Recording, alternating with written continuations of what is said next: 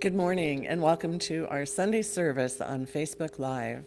We're so grateful to have our team here this morning with Damien and Dalton and Charlie and Sue and I, and we're really happy to be here in service to you. We'd like to start with some special music by Dalton, of course, Dalton.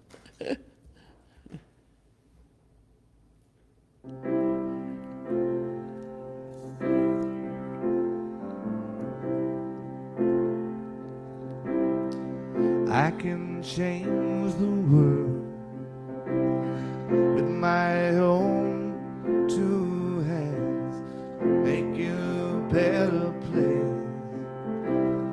With my own two hands, make it a kinder place. With my own two hands, with my own two hands.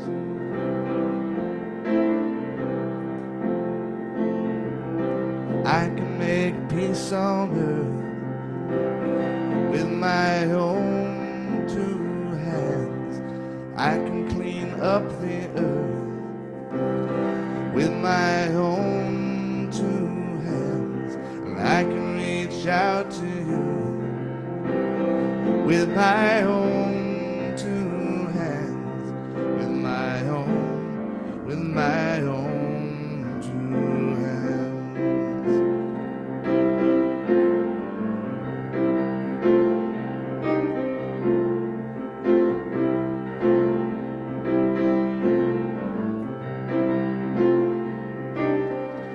Gonna make it a brighter place with my own two hands. Gonna make it a safer place with my own two hands. Gonna help the human race with my own two hands, with my own two hands.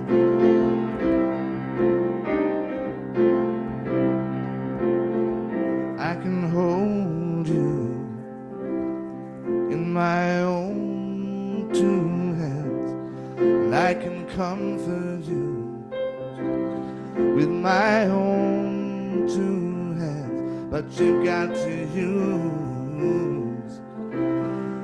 your own two hands, use your own two hands. Use your own two hands.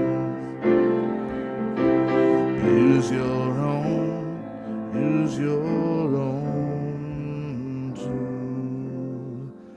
hands.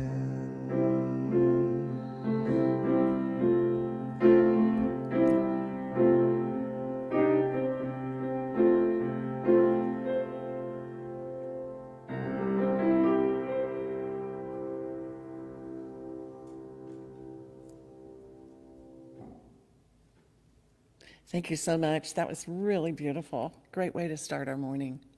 I have a couple of announcements. You may have received your awareness newsletter yesterday that said we would start having services for everyone June 7th. Well, a lot of the leadership met yesterday and decided July's better. So we'll start on July 5th. Recognizing that's 4th of July weekend, so who knows, we'll be able to come, but we're working on plans to separate the chairs, have hand sanitizers, gloves, masks, all kinds of things ready. So I think it will be an exciting day. It'll be a different day for sure, but we hope you'll consider coming. And right now, I'd like to also say, Reverend Sue and I did not coordinate our outfits today. So you're going to see a lot of green. And right now, I'd like to invite Damien to do the reading this morning, followed by a bell and a prayer, and then we'll get to Reverend Sue's wonderful talk on these hands. Thank you.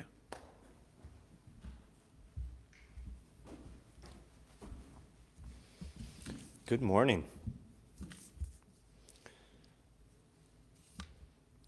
Our reading today is a three-part reading. The first one from Meister Eckhart, on a piece titled, "But He Wanted Me."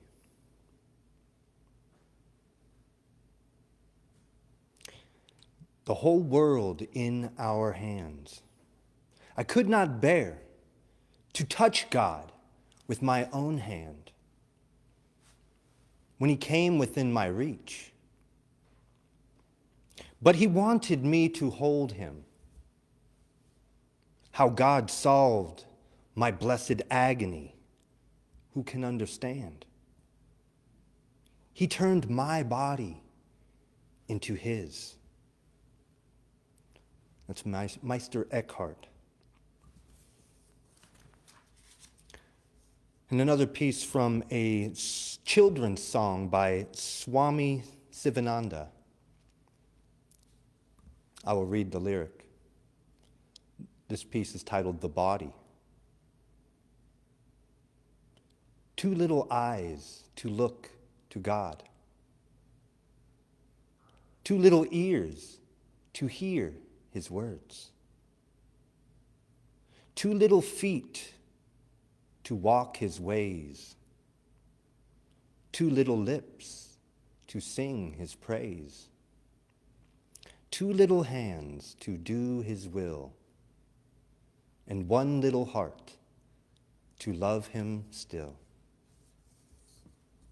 Swami Sivananda's children's song.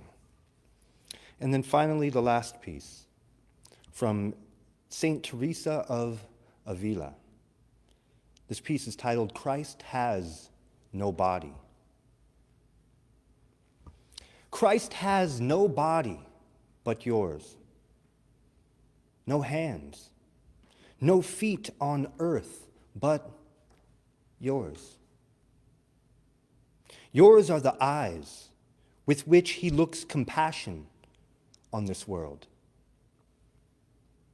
Yours are the feet which He walks to do good. Your hands are the hands which He blesses all the world. Your hands, your feet, yours are the eyes. You are His body. Christ has no body now but yours. No hands, no feet on earth but yours. Yours are the eyes with which He looks compassion onto this world. Christ has no body now on earth but yours.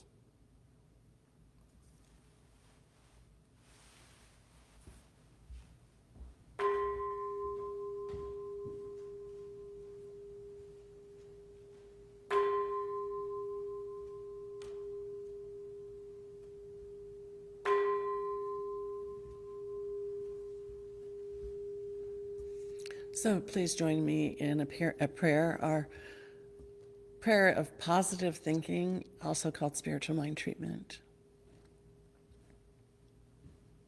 Today we remember once again that there is only one infinite intelligence that has created all, including this service, including the hands of the people who have helped put this together. And each one of us is part of the one, as brothers and sisters to each other. And I know for myself today that all the hands that have been participating in this center the past few months are hands of love. Whether it's sending us money, whether it's sending us love, whether it's sending us assistance, whether it's calling each other, checking on each other, loving each other. There are many, many hands that make up this congregation of members and friends, and we're so grateful for each one. It takes that many hands to make the world a better place. So I give great thanks for all the hands in this community, for the hands here this morning and the hands that you are using right now in your life wherever you are. We are so grateful for health, prosperity, and love. Thank you, Spirit, and so it is. Reverend Sue?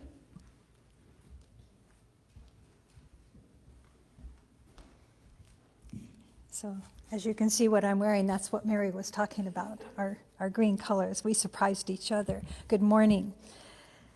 I'm excited to talk to you today about these hands because it's a subject that has fascinated me for a lifetime and for many reasons. And one of the readings that Damien shared was from this sweet book called Divine Life for Children. And that was a little song that I used to sing to my babies when they were little, as you would play with their little body parts and remind them who they are and that they're in God's grace. So I appreciated a chance to get to share that. And this whole idea of these hands, why I'm eager to share, and I don't know if this is true for you, but if you even think of those words, my mind immediately goes to my mother's hands. The many times I would play with the veins on the back of her hands, or I would outline her hands over and over again with my finger, drawing imaginary hands on paper, and same with my grandmother. And then as my children were born, so fascinated by their small little grasp onto my fingers and watching their hands mature and grow. And now I'm fascinated by their hands as musicians and artists in the world. And so the hands have been an expression of their heart out into our world. And I know that's the truth for all of us. Our hands are an expression of our heart and the divine encouragement for us to be with one another, to be in service to one another. A touch, it is said, can say it all. These hands are divine instruments that were meant for service. And I want to share a story from the Namaste Effect. It's a new work put out by Nishala Devi, and she was one of my master yoga teachers. And I particularly appreciate this story, and it's out of the chapter about the Anahata, about the heart chakra. So the hands are an extension of the heart, and so the energy center of the heart relates to our hands. So since that is so true, we recognize how much our hands offer compassion and send healing to one another. Remember the moments when there was a boo-boo and we would just, our hands immediately go and try to bring comfort. And so many little children believe in that touch of the hand. And you touch their boo-boo and they're off to play again. So this story is particularly a beautiful story about what we can do with our hands. And this is a story where she starts it off about a friend in need. And this friend got a call. This friend of hers, her name was Jan. And this fear that is the kind of fear that kind of we tuck away in the crevices of our heart became real for Jan. It unfurled and shattered her heart into tiny pieces because it was the story of her beloved husband who was away for just a quick business trip, but he encountered a drunk driver head on, and the results were unfathomable. So the mother, pushing back the momentous shock inside, she had to set it aside momentarily and prepare for the travel that was required. And as if in a daze, she began to just ready herself and her 5 small children. And they were to fly to a place that she had never been and to do this task that she would never have wanted to do. And the children, too young to fully understand, they still tried to step in and help their distraught mother with their chores, realizing, though, in their small innocence, that something vital was missing. And so the mother, also recognizing as she was preparing that the children needed clothes necessary for this journey, and she left for the store with these 5 small children in tow. Well, now a neighbor a few houses down heard of the tragedy, and she wanted to lend support and the helping hand. She cautiously approached Jan's house. What could she possibly say during this time? Putting her own misgivings aside, she simply rang the doorbell. There was no answer, and she quietly tried the door, and to her surprise, it was unlocked. Cautiously she entered, calling out to announce her presence so as not to cause any more distress. But the stillness of the house alerted her to the fact that the family was out. Not wanting to intrude, she intended to leave when she noticed 5 pairs of little shoes lined up along the wall, ready for duty.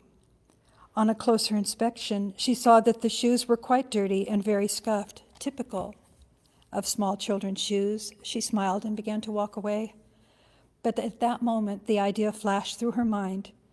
She had come there to offer assistance, and this could be her service. Gathering the shoes in a bag, she whisked them away to her home. Searching her closet for polish and a rag, she shined each shoe, putting love and compassion in every stroke. Returning the shoes to their rightful place, she went on her way. Travel completed, the family returned to resume their life, -1. A few weeks later, Jan saw her neighbor, and she said to her, "Did you come into my home and clean and polish the children's shoes on that tragic day?" A bit shyly, the neighbor nodded. "When I came back from shopping and saw what had been done, I felt like something in the universe was still all right. I had noticed the dirt and the scuff on the children's shoes, but with all I had to do, it was the one more thing I could not handle. By that simple act, you showed me that love can be expressed in so many ways. Your compassion bolstered me during my darkest time. I will be forever grateful and pray that one day I can offer solace to another as you have done for me." And there's an anonymous quote that follows that. "You have not lived until you have done something for someone who can never repay you." It's an anonymous quote, but very powerfully an end to that story. And so these hands, what are they called to do? We recognize that hands alone can convey a sense of a kind of radiance and a warmth, and it's a demonstration of our own personal inner fire. Our hands can be a light for another's empty heart. There's a gentleman named Neil Shubin that wrote this interesting book called Your Inner Fish, and it's a story, 3.5 billion year history of the human body. And his words, our ability, and think about this, our ability to grasp, to build, and to make our thoughts real lies inside this complex set of bones, nerves, and vessels. The hand is the signature of who we are and what we can attain. So a lot of us know how much power hands and gestures have. In the Bible and in many faith traditions, the hands have great meaning. And there was the idea many times in the Bible when they mention hands, the determining factor, is it a hand of power? Is it a hand of weakness? And it can all be recognized in the metaphysical interpretations of the Bible as well. And during yogic and meditative states, an external, internal energy pours in and out of the hands. And the hands can form basic shapes, and they're known as mudras in the tradition of the yogic path. And oftentimes you might even realize you're doing a yoga mudra. I often watch polished speakers, and they'll hold their hands in certain ways. And all of these sometimes are just happening by their own intuitive knowing, to give them connection to their thought, to help frame their word if they're searching for a word. It can help complete a thought as the fingertips touch. It's fascinating. I've watched Charlie oftentimes, he'll be on a call pulled away from a table when we're out to dinner, and he goes outside to finish the call, and he's very animated with his hands. He's got the cell phone up there, but the other hand is doing all of this talking. And there's great expression as he's moving his hands and letting this other person know. And it's just amusing to watch because it's just a way to complete, the way to connect, the way to feel complete in what you're trying to say. So again, watching our hands, watch your hands, watch what they automatically do in times of deep contemplation. Watch them in times of deep sorrow. We often close our hands into a fist because where there's too much going on and we have no more to give, and our hands close to help us contain that energy. And yet there's moments when another person's suffering and you reach out to them with an open hand embrace. How can I help? And the hands radiate that expression of, come unto me. I will embrace you and hold you through this troubled time. Our hands. So we're being pulled by a force, and we note this in our hands, containing and expressing this divine impulse. We also see it in the ancient times, through many times periods of the history, seen in cave art and seen in indigenous art as well, and like I said, in the Christian and Eastern religious icons. Many of the Buddhist, you look at the sculptures, they're all sharing gestures of mercy, grace, gratitude, and it brings us back to recognize that simple gesture is all it takes. And as we are in these COVID times, they're times of not touching one another. When you come to the center again, we're encouraging no hugging, no touching. But for years now, we have held our hands in namaste, and that says everything. When we see each other again, and you feel the impulse to reach around and embrace, as you draw your hands up and you really deeply look into the other's eyes that you're seeing come towards you, the namaste, the true namaste from your heart to theirs, is saying it all. So we have cultivated that practice. Now we use it with such comfort as we meet again in these times. So I'm going to go back to talking a little bit about the energy in our hands and the power center, sometimes called the chakras of our hands, the imprint here, and how the hands themselves are communicating with our physical body, and not just communicating to our brain, but these hands in reflexology are connected to different organs, veins, tendons throughout our whole body. And so they can be manipulated in such a way to bring comfort through alternative medicines. As people impress upon our meridians or our nadis, as they're called, also all of this in the esoteric sciences of energy healing. So when we touch, think about it, we are merging with one another. Our souls are touching. We feel what we cannot see. There's a biologist, Mei Wan Ho, and she wrote in her book, Entangled Universe, that the invisible quantum waves are spreading out from each of us and permeating into all other organisms. At the same time, each of us has the waves of every other organism entangling within our own makeup. So this is that shift that we've been seeing from the Newtonian mechanics to quantum theory. We're seeing these individual energy fields as fundamental units, and these units of all matter containing this energy, but especially focused and streaming through our hands. So since human beings' energy extends slightly beyond the skin, we can start to feel that connection through that energy with everything in our environment. That's why the person that has no sight, they rely on their sense of touch and feel, just a hand out, and they can perceive so much more because they have trained that sense to be that much more intelligent within their body. It's just fascinating to me. Because I've watched the blind person approach with their cane, but they're listening, and their sense of feel and touch, they know where the curb is. because I would think if it was me, I would be stumbling off every curve. But they have this deep connection to an energy field that comes through the touch, and it's expressed through our divine instrument of these hands. So I'm going to speak to the essence of our oneness and our unity with all.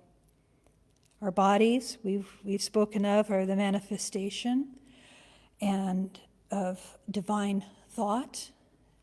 We are in the image of the divine. And through this instrument of the body, we're experiencing and allowing our connection to the divine to be expressed. So you're a divine instrument, spirit made manifest. Our hands are the tools of this expression, along with our voices, our hearts and minds. We are co-creating with each other, just as an artist is sculpting with the hands and chiseling to what he is sensitive to. It's these hands that are finding the way to create what is in the image of our deep self. The thumb and the fingers have been studied as channels of this metaphysical power. They channel the chi, the prana, the energy, these fingers, these hands, this life force. These mudras that I spoke of happen so spontaneously.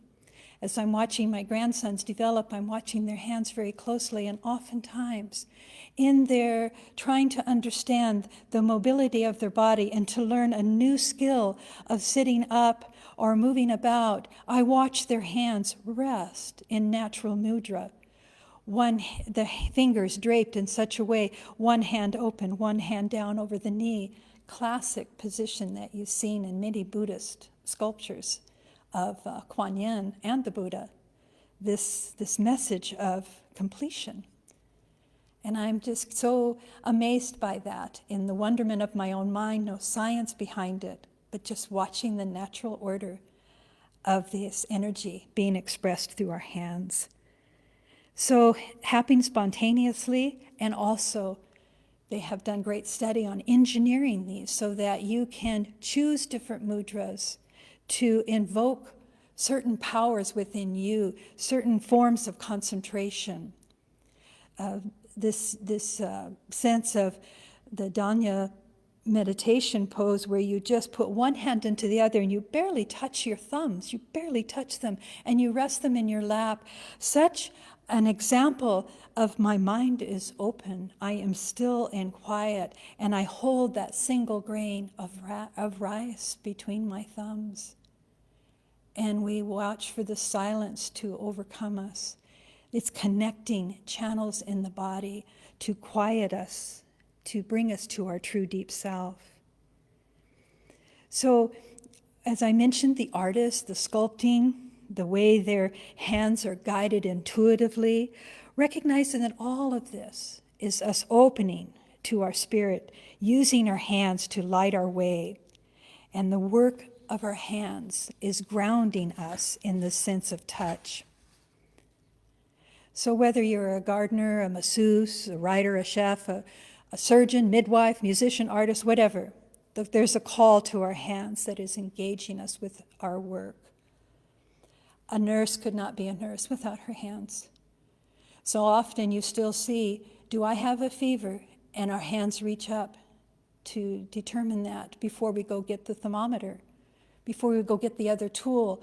We trust, yes, that you do feel warm, or you do feel too cold. You know, the different ideas of how we use these hands to engage with our heart's work. They have a perfect alignment, these hands, with our inner sense.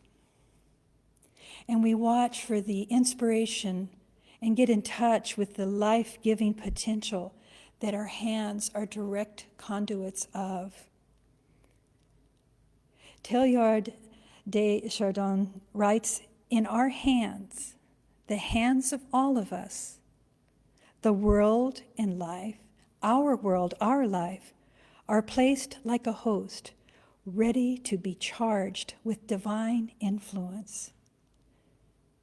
Ready. And yet sometimes we hold back. Sometimes we hold back. And our hands close in. We're not ready to give. We might have doubt. We might have invested too much time in thoughts of insecurity, and that shows up in the closed hand. Yet the power of our hands, the power of being the force of transformation, to go beyond, to transcend any idea of limitation, we recognize that our feelings are so deeply connected, our feelings of emotion deeply connected to the expression in our hands. And Joseph Pierce says, our feelings of limitations are shaped by culture and myth. We actually contain a built-in ability to rise above restriction that we have not yet fully accessed. While this ability can lead us to transcendence, paradoxically, it can lead also to violence. Our longing for transcendence arises from our intuitive sensing of this adaptive potential, and our violence arises from our failure to develop it. I question you this week as you listen to different news, as our hearts are broken watching current trends of the riots and the demonstrations that we're seeing right now. And we watch. Are we watching with closed fist? Are we watching with open hands, open heart, to see what is ours to do? I watched some of the demonstrators, and you saw the power of the arm rise with a fist, which is an indicator of power.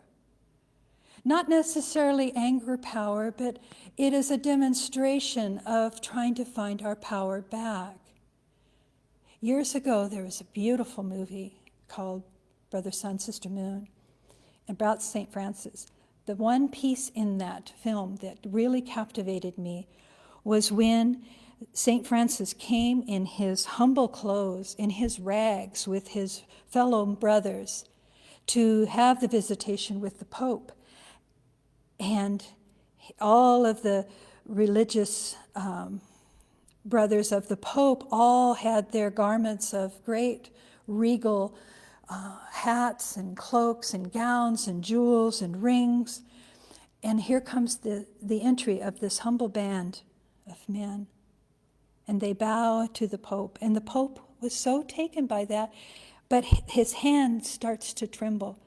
And he, without even knowing what was going on, this trembling hand, he just kept watching it go up and up and up, and it opens. He was recognizing as he was being inspired and filled with a great awe of seeing a true disciple of love and truth before him, surrounded by all of this other form. But he saw something that just caused his arms and hands and heart to open, to gesture this moment of grace. It's so inspiring to me. I will never forget that, watching that hand rise, watching the power behind that. So look at how you are either holding anger fists or opening your hands to healing love. Jesus' words, if you bring forth what is within you, what you bring forth will save you. If you do not bring forth what is within you, what you do not bring forth will destroy you. Heavy words, but heart-touching to remind us of our abilities here. Because so many times we're operating on beliefs that have stalled our creative urge, blunting our transformation, slowing down our potential, causing us to fear, causing us at times to kill. But by acting with love, we can start to transform those moments. Jan Phillips writes a lot about the hands in divining the body, and I'm studying the Bhagavad Gita with a few fellow students, and it's reminding us it is a war of ideas that is being waged, and each of us is a warrior on the battlefield of thought. Each is armed with this force of creative energy, gifted with this power to transform dark into light, fear into love. We are the co-creators on a new way, authors of new myth, carriers of consciousness, of communion and compassion. The light of the world is the torch in our hands. I love Jan Phillips' words and that inspiration because we are spiritual warriors during this time. I'm very grateful for this community and this teaching and the strength that we are showing, the courage that is being called upon each one of us for a force of good to unfold. So we take pause. We take pause and honor the sense of touch and wondering, how can my sense of touch disarm the violence that I see? Now, I know many of you out there are practitioners of healing touch, of Reiki, of massage, and there's so much distant healing that is done. I know for prayer practitioners, so much distancing healing can be done. Let us lift our open hands out into the world. One of my favorite pictures of Paramahansa Yogananda that has brought me great refuge in my moments of suffering is open hands. Standing in front of a master with open hands radiating. And I invite you in your own still space, as you open your hands, you can feel the current flow. Those chakras are open, our hearts are open, we are together, and that flow just generates right on through, and healing happens. No words even need to be spoken, because this is a conduit of truth, and grace knows its way, and healing happens. We are the ones called upon to disarm the violence that we are witnessing. Think about it. When Jesus says, turn the other cheek, how in a moment of anger, instead of reaching out to slap, to reach out and stroke down the face, this sense of touch disarms the one in anger. They'll pull back, they're taken back. This was a touch of love. This was not causing any harm. And their hearts pause. In that moment, we make a difference. We let them know long enough that there is a softness by the stroke of our loving kindness. And yes, there is love. God does not have hands, we do. That's the message from the readings of Damien today. Our hands are God's hands. I was so moved by a quote from Helen Keller. And this was in respect to her teacher, Annie Sullivan. She says this is Helen. When her fingers were too tired to spell another word, I had for the first time a keen sense of my own deprivation. I took the books in my hands and I tried to feel the letters with an intensity of longing that I can never forget. Can you imagine being blind in the intensity with which you drew upon that nature of touch to feel your way into the world and to learn and to become intelligent and to be able to communicate? I just am fascinated by the stories of Helen Keller and her ability to transcend. So therapeutic touch, Reiki, healing, everything, all of these modalities relax our mind. They bring healing to body, mind, spirit, through touch, through the energy of the hands. Blockages are felt and released, and these beings are dedicating themselves to being a channel of God, to remove and to restore and to radiate health and energy again. So you see it through different practices, as I've spoken of, hand reflexology, mudras, qigong practices, touch therapy. The lack of touch deprives us, and we are seeing that now, manifesting through periods of this isolation. No hugging, no touching. We're cutting off parts of our immune system, and our anxiety is escalating. So I call upon the healers of our community, the Reiki practitioners and the healing touch practitioners, to open your hands in prayer to our community and to the world at large, to continue to allow that healing flow to move through you so that all beings are touched. All beings are touched, and all beings are healed. This will release our anxiety. This will let go of our depression. The human touch has that impact. It's in sacred rituals, these blessings, baptisms, anointing with oil, communion. We bless, we forgive, we nurture, we love, we hold each other with our hands. They are shaping our words.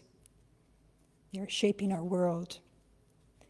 Our hands are the portal to the divine, and we're being offered this opportunity to give and to receive. Now you can feel in your own hands, if we were doing experimentation, rubbing your hands together and creating that field of energy, that heat rises to the hands. And then as we open again out to the world, that flows outward.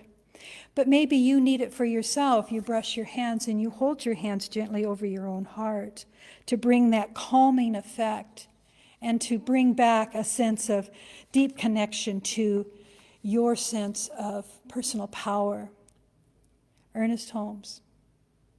The arms and hands represent man's ability to grasp ideas, to uphold his convictions of the truth, to reach out and grasp reality, to be a partaker of divine benefits.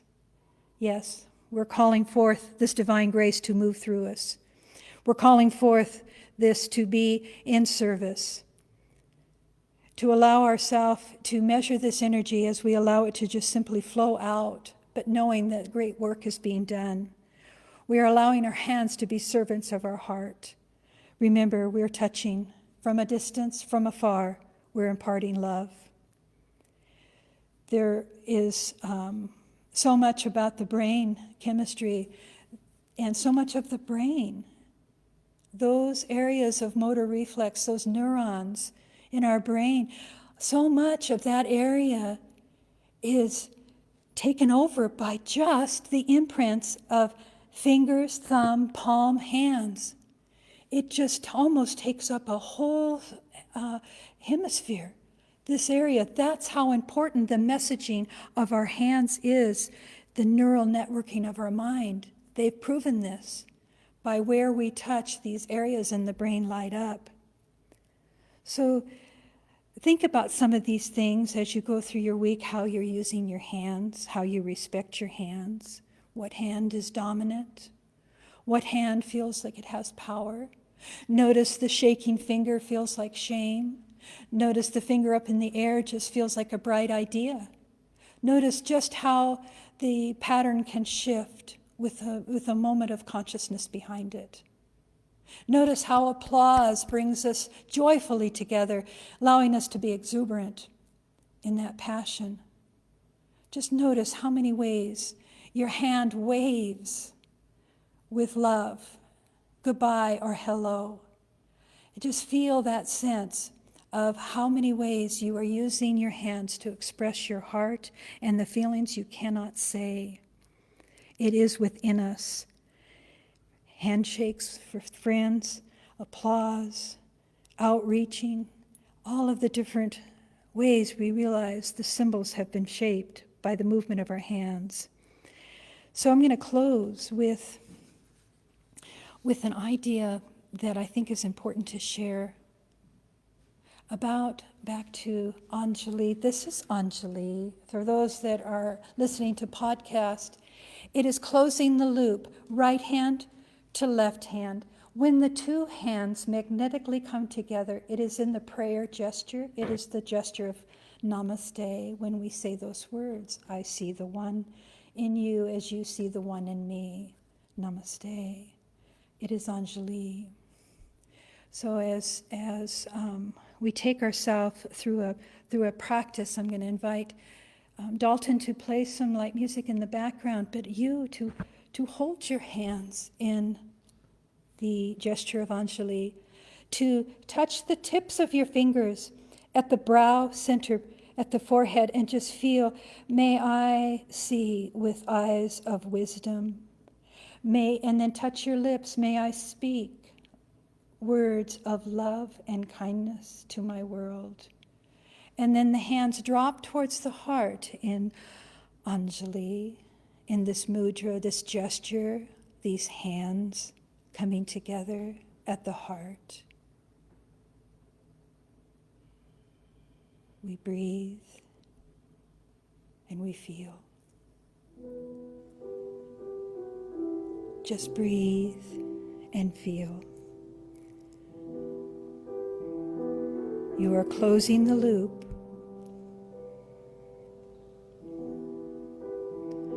You are sealing your relationship with the divine.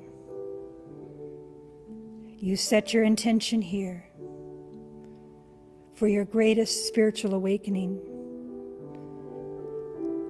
You bow your head to remember your humility and your willingness to bow to the one truth, to the one nature, to the one God. We breathe. We feel the current of warmth flowing powerfully. There's a beautiful chant, Ekankar, Ekankar, Ekankar, Ekankar, Ekankar. One creator, God is one. Ekankar. And as the melody of the music, Ekankar, floats through our heart, we recognize our unified field beyond this room, spread globally. Where there is suffering, we enter and we quietly ask intuitively, what is ours to do here? We offer a prayer. We open our hands to give and to receive from whatever is before us. And there is no fear, only love. There is no doubt, no hesitation, only a pulse of energy and courage that moves us, propels us to do what we must do. And we stand heart to heart, hand to hand, connected in this loop of oneness, a web of love.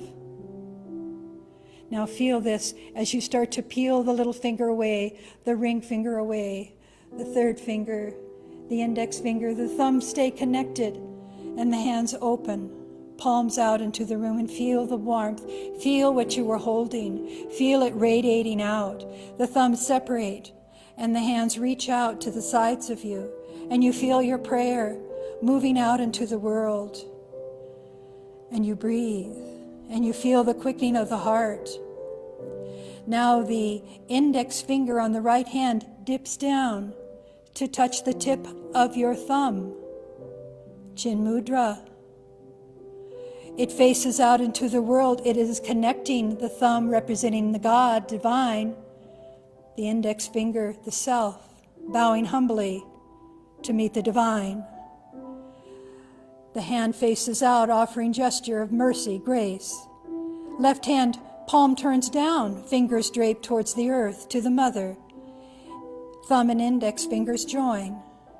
You feel yourself in a gesture of giving love, compassion out into the world. Feel the swirling, the whirling of this grace moving through you. You don't even have to have words. This is what love is, the unspoken. It is the grace, the energy moving. We shift it one more time, and the hands both facing out again, index, thumb touching, separating quietly. We receive back what is ours. We turn the hands to our heart. The hands drift slowly to the heart space of our being. We remember who we are. We remember what to do. And the hands return to Anjali, to the gesture, to the mudra of gratitude, and the head bows low. And we take another breath. And we say, thank you, God. It is done. And so it is. Namaste. Truly, I see you. Namaste.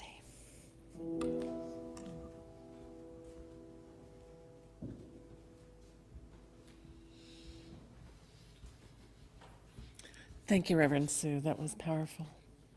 Very powerful. Well, now it's time for the offering. And we are so, I just have to use the word in awe of how many people are fulfilling their pledges and giving more, and all the people that drop off checks during the week or call with the credit card number and who are so grateful for this service, but also that we continue to be here for so many. So I'm going to read the offertory affirmation, and you can repeat after me. Gratefully, I give with an attitude of abundance. Gratefully I give with an attitude of abundance. For I know as I give, I do receive. For I know as I give, I do receive. And so that is, and so it is. We're so grateful. We're so grateful. So we're going to end with some music, but I just wanted you to think about what we usually, there's a lot of papers here. Here we go. What we like to do after the 9 o'clock service. And so if you could stand where you are, if possible, and repeat after me. There is only one life. There is only one life. That life is God's life. That life is God's life. That life is perfect. That life is perfect. And that life is my life now. That life is my life now. All right, now with a little more vigor, get that energy going, get that warm feeling in your heart. There is only one life. There is only one life. That life is God's life. That life is God's life. That life is perfect. That life is perfect. And that life is my life now. That life is my life now. Marvelous.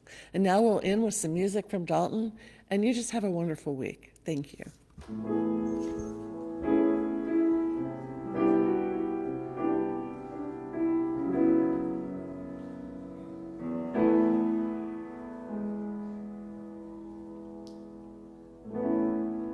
you're not familiar with this song, I'm sure you'll pick it up quickly.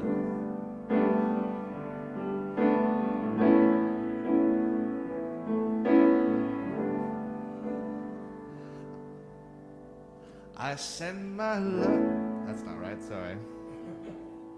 I send my love over the mountains.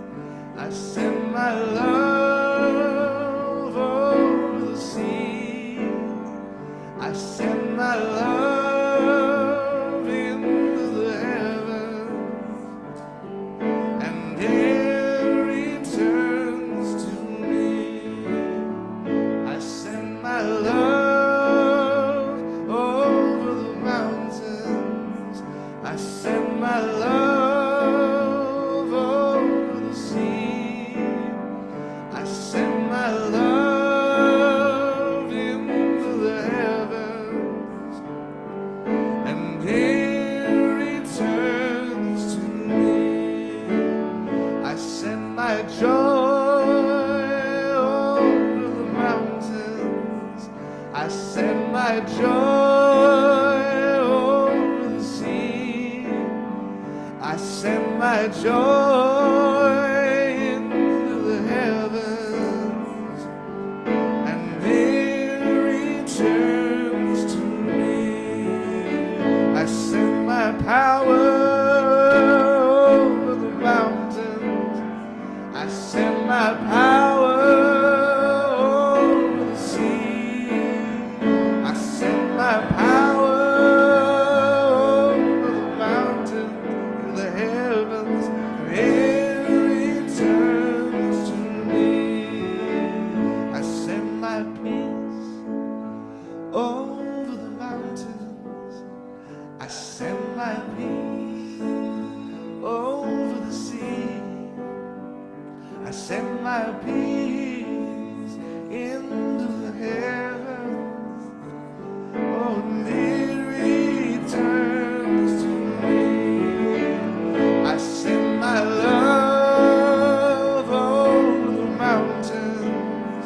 I send my love over the sea. I send my love into the heavens, and it returns to me.